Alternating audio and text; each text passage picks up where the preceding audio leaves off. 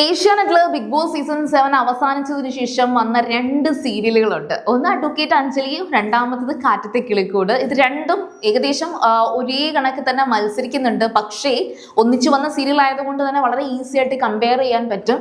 അതുകൊണ്ട് തന്നെ ഈസി ആയിട്ട് തന്നെ പ്രേക്ഷകർ പറയുന്നുണ്ട് അഡ്വക്കേറ്റ് അഞ്ജലി കൊള്ളില്ല, അത് മാറ്റണം, പകരം കാറ്റത്തെ കിളിക്കൂട് കൊള്ളാം, തുടക്കം തൊട്ടേ നല്ല ക്യൂരിയോസിറ്റി ഉണ്ട്, നല്ല മേക്കിംഗ് ആണ്, അതുപോലെ നല്ല പാട്ടാണ് എന്നൊക്കെ.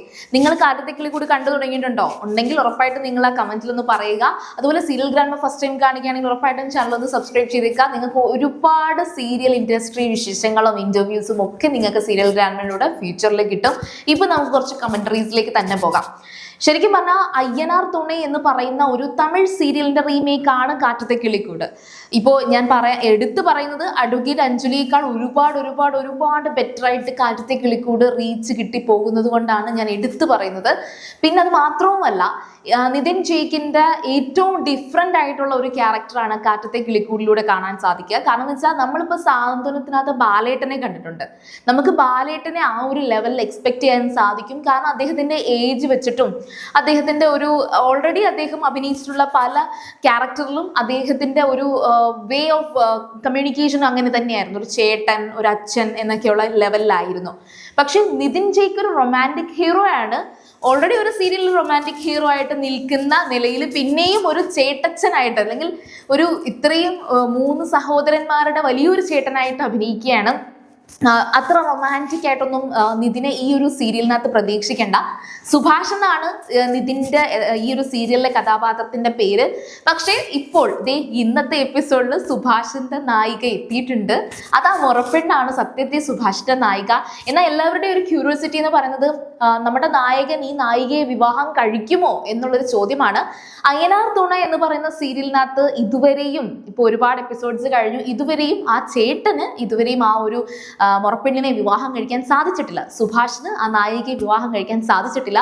പക്ഷേ തൊട്ട് താഴത്തെ ഒരു അമീൻ എന്നാണ് ആ ക്യാരക്ടർ ചെയ്യുന്നത് സുധീഷ് ശരിക്കും പറഞ്ഞാൽ ഉടനെ തന്നെ നമ്മുടെ നായിക സുധീഷും നിധി എന്ന് പറയുന്ന ഇതിലെ ക്യാരക്ടറുമാണ് നായകനും നായികയായിട്ട് വരുന്നത്.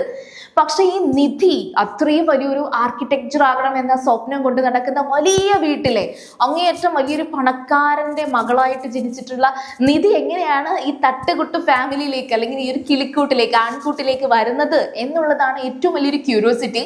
അതെങ്ങനെയാണ് ആ ഒരു സ്റ്റോറി പോകുന്നത് എന്നെല്ലാവരും ഇപ്പോഴേ അന്വേഷിച്ചു തുടങ്ങിയിട്ടുണ്ട്. അതാണ് ഞാൻ പറഞ്ഞത്, ഈ ഒരു സ്റ്റോറി തുടങ്ങിയപ്പോൾ തന്നെ ഭയങ്കര ഒരു ക്യൂരിയോസിറ്റി ഉണ്ട്. എനിക്കൊന്ന് ഫസ്റ്റ് എപ്പിസോഡിൽ തന്നെ ഒരു ഫൈറ്റ് വന്നിട്ടുണ്ട്. ഫസ്റ്റ് എപ്പിസോഡിന്റെ ആ ഒരു മേക്കിംഗ് തന്നെ, ആ ഒരു വീടായിക്കോട്ടെ, ആ വീടിന്റെ ഒരു ഓരോ ഷോട്ടുകളും ഫ്രെയിമുകളും ഒക്കെ അടിപൊളിയായിരുന്നു.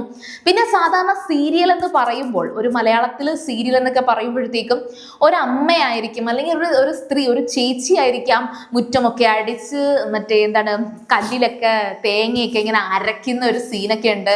അതുപോലെ അകമൊക്കെ തൂത്ത് തുടച്ച് അതൊക്കെ ചെയ്യുന്നത് ഒരു സ്ത്രീ ആയിരിക്കും. പക്ഷെ അതിൽ നിന്നൊക്കെ മാറി ഒരു പുരുഷൻ മുറ്റമടിക്കുകയും അവിടെ മൊത്തം തുടയ്ക്കുകയും വീട്ടിലെ കാര്യങ്ങളൊക്കെ ചെയ്യുകയും ഈവൻ മീൻ കണ്ടിക്കുന്നത് വരെ ഈ പറയുന്ന ഒരു പുരുഷൻ ചെയ്യുന്നു എന്നുള്ളത് ഒരു വലിയ ക്യൂരിയോസിറ്റി തരുന്നുണ്ട്. അത് മാത്രമല്ല, ഇത് എക്സ്പ്രസ് ചെയ്തിരിക്കുന്ന ഒരു ഫ്രെയിം എന്ന് പറയുന്നത് ഭയങ്കര ബ്യൂട്ടിഫുൾ ആണ്. സോ അതൊക്കെ കൊണ്ട് തന്നെ പിന്നെ കുറേ അധികം ഡ്രോൺ ഷോട്ടുകളൊക്കെ ഉണ്ട് കേട്ടോ. ആ പറയുന്ന നിധിയുടെ വീടൊക്കെ കാണിക്കുന്ന ആ ഒരു കംപ്ലീറ്റ് വൈഡ് ആയിട്ടുള്ള ഡ്രോൺ ഷോട്ടുകളൊക്കെ അടിപൊളിയാണ്. പിന്നെ പാട്ട് അടിപൊളിയാണ്. അങ്ങനെ കുറേ കാര്യങ്ങൾ പോസിറ്റീവായിട്ട് വരുന്നുണ്ട്. പിന്നെ അത് മാത്രവുമല്ല, ഇതിനകത്ത് ഇപ്പം ഇന്നത്തെ എപ്പിസോഡിന്റെ ഏറ്റവും വലിയൊരു ഹൈലൈറ്റ് ആയിട്ട് എനിക്ക് ഫീൽ ചെയ്തെന്ന് വെച്ചാൽ സുഭാഷ്, അതുപോലെ ഈ സുധീഷ്, പിന്നെ തൊട്ട് താഴെ വേറൊരു കക്ഷിയുണ്ട്. ആളുടെ പേര് ഞാൻ മറന്നുപോയി. ഒരാൾ ഹരീഷാണ്, ഒന്ന് നികേഷ് ആണെന്ന് തോന്നുന്നു. ഏതായാലും കുറേ ഉണ്ട്. അപ്പോൾ അതിൽ പുതിയൊരു നായികയും കൂടെ വരുന്നുണ്ട്. അപ്പോൾ അവരുടെ ഇടയിൽ കുറേ ഫൈറ്റ് അല്ലെങ്കിൽ അത്തരത്തിൽ കൊണ്ടുവരുന്ന നോർമൽ ക്ലീശയാണ്. പക്ഷെ എങ്കിലും ഈ ഒരു സീരിയൽ ആരാധകരുടെ ഇടയിൽ ഏറ്റവും കൂടുതൽ വർക്കൗട്ട് ആകാൻ സാധ്യതയുള്ളത് ആ സ്റ്റോറിയാണ്. അതായത് നായകന് ഇഷ്ടമല്ലാതിരിക്കുക, നായികയ്ക്ക് ഇഷ്ടമില്ലാതിരിക്കുക, അങ്ങനെ ഉണ്ടാകുന്ന ഫൈറ്റ്. അത് സത്യത്തിൽ അതൊരു ഫോഴ്സ്ഡ് മാരേജിലേക്ക് വരുന്ന ഒരു സംഭവമാണ്.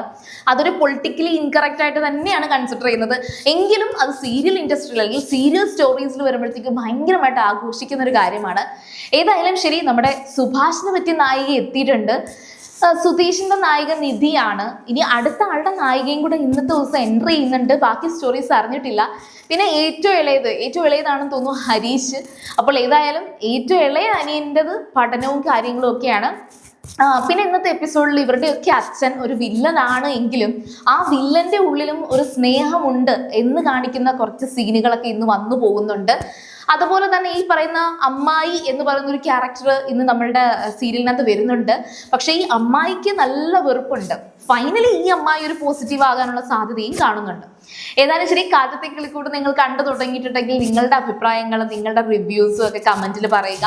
ആൻഡ് സീരിയൽ കാണുമ്പോൾ നിങ്ങൾ ഫസ്റ്റ് ടൈം കാണുകയാണെങ്കിൽ ഒന്ന് ചാനൽ സബ്സ്ക്രൈബ് ചെയ്തേക്കുക. വീഡിയോ ഇഷ്ടപ്പെട്ടാൽ ലൈക്ക് ചെയ്യുക, കമന്റ് ചെയ്യുക, ഷെയർ ചെയ്യുക. അപ്പോൾ ഞാൻ പോയി വരാം. ബൈ.